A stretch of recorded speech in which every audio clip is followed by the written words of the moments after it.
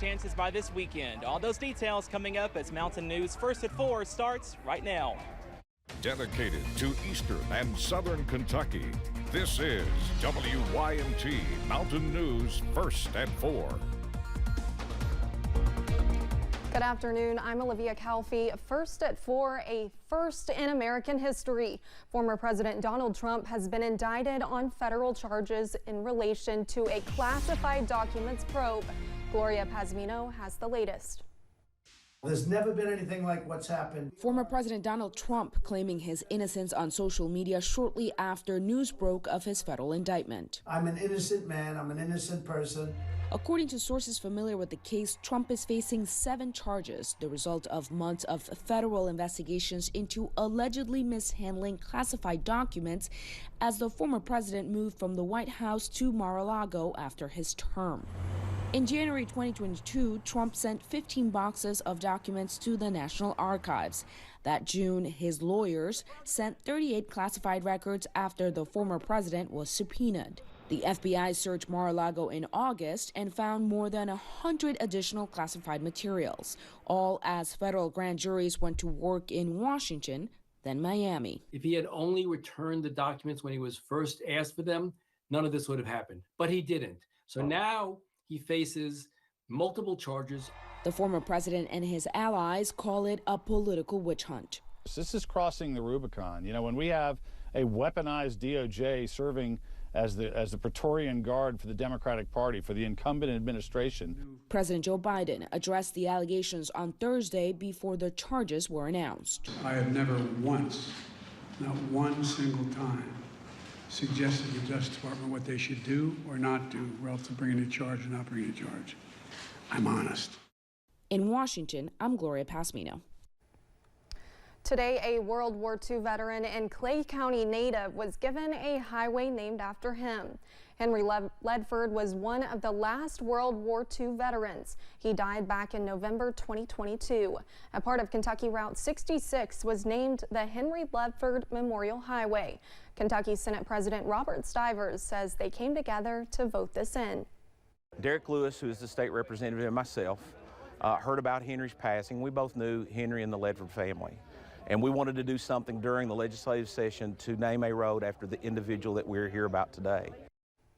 The sign officially went up earlier today, now making Kentucky Highway 66 in the Big Creek area of Clay County Henry Ledford Memorial Highway.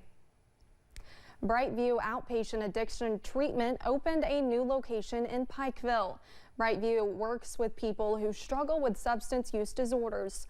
Brightview staff says they understand that each person has a different journey and want to help any way they can. Leanne Gollett is the outreach manager for the Pikeville location and says having this new Eastern Kentucky location is a step in the right direction. As we know, the opioid epidemic is horrible all across the United States, but it hit Eastern Kentucky and it's still continuing to hit Eastern Kentucky in the worst way. But Brightview is a little bit different. We meet patients where they're at. We treat the person like a person and the disease like a disease. So everybody's path to recovery is different, and we know that we treat each person individually. The Pikeville Brightview is the 16th location in the Commonwealth, with one location being in Hazard as well.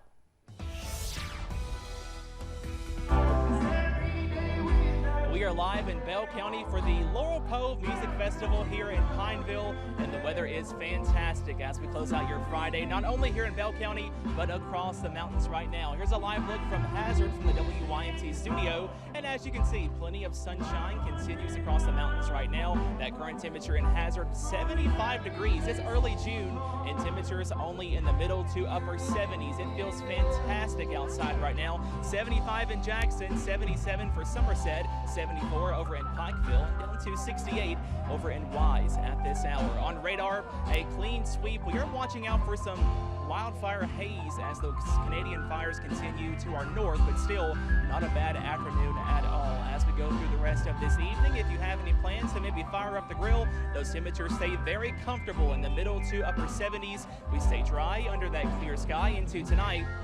But we are watching out for those rain chances mainly by Sunday, also into early next week. All those details coming up in just a few minutes. Olivia? All right, thank you, Cameron. It certainly looks like a lot of fun. In Ohio, outdoor workers are taking precautions as air quality remains poor from smoke coming from Canada wildfires. Mike McCarthy has the story. We're just adapting to what's out there. Sean Rostaffer oversees road crews for ODOT. He says workers get any needed protective equipment, but safety starts before any job with awareness through morning conversations about the weather and more. We talk to those folks and say, hey, today is one of those days. This week, the past few days have been like that. Hey, make sure you're taking adequate breaks. There's no question that the air quality is something to be concerned about, especially for the health of employees. More than 20 crews work at Peabody Landscaping. Owner David Peabody says he's cutting hours this week, in part for air quality and for the fact it's been so dry, too. A lot of lawns aren't irrigated, so they really don't need to be mowed. We've started to skip mows this week because of the dryness, but also the combination of the air quality is a consideration as well. Today's breeze and cooler temperatures were welcomed changes for outdoor workers who are ready for whatever tomorrow brings too. The European Union has agreed to overhaul their asylum and migration laws, introducing stricter rules across the bloc. Under the new rules, refugees coming to the EU would be relocated across the bloc to lessen the burden on countries that are currently receiving large numbers of asylum seekers. Member states that do not want to accept their allocated number of refugees would have to pay a charge 20,000 euros, or about $20,000. The money would then be used to support refugees. The Pentagon says it's sending more than $2 billion worth of air defense systems and ammunition to Ukraine. In a statement Friday, it says the Ukraine Security Assistance Initiative is funding the package. The Pentagon says that initiative gives it the authority to work with industry partners. It says it plans to continue doing so to provide more support for Ukraine down the line. The president of France has been visiting the victims of a stabbing which took place on a children's playground. 4 toddlers and 2 adults were attacked yesterday.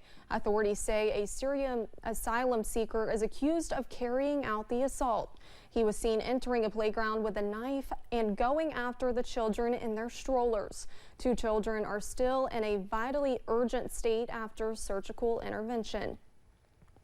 Animal welfare officers in Oklahoma are going public with a story which they say has shocked a lot of people in that state. 36 dogs were found locked inside a U-Haul. Katie Arata has the story. A shocking discovery on Monday inside a U-Haul parked overnight at this Walmart. Where we discovered 36 dogs had been left inside there, and so several of the dogs, about 3 or 4 of the dogs were in heat distress, and so we had to start taking procedures immediately. Animal welfare officers called to the scene in the middle of afternoon heat. You know, it's probably going on about 10 hours or so, 8 to 10 hours that they were in there. All of the dogs were found alive, but one had to be euthanized after its organs began to fail. And we had the one that, unfortunately, we thought he had gotten through it, but he just went into some other side effects from the heat stroke. According to police, the temperature outside was 84 degrees when the rescue happened. The U-Haul was parked in the sun, and the inside reached over 100 degrees. People leaving dogs in cars. It only takes seconds for, less than a minute for a dog to become into heat stress. And actually probably just minutes before they're in a situation where it could be deadly for them. Animal welfare says inside of the U-Haul, cages were stacked on top of one another with puppies laying down, panting and sweating profusely. They say the conditions of the kennels were filthy and the odor was, quote, overwhelming. Many of the dogs were, kind of urine soaked and from being left in kennels and crates inside there. So we had to get them cleaned up. If anyone had been recently groomed, we did that whenever they got here. Just because they were matted and had urine on them. Dexter and Linda Manuel were both arrested on 36 counts of animal cruelty. Animal welfare says they were already working on a cruelty case at their home when they made the U-Haul discovery. They believe the couple was running a puppy mill.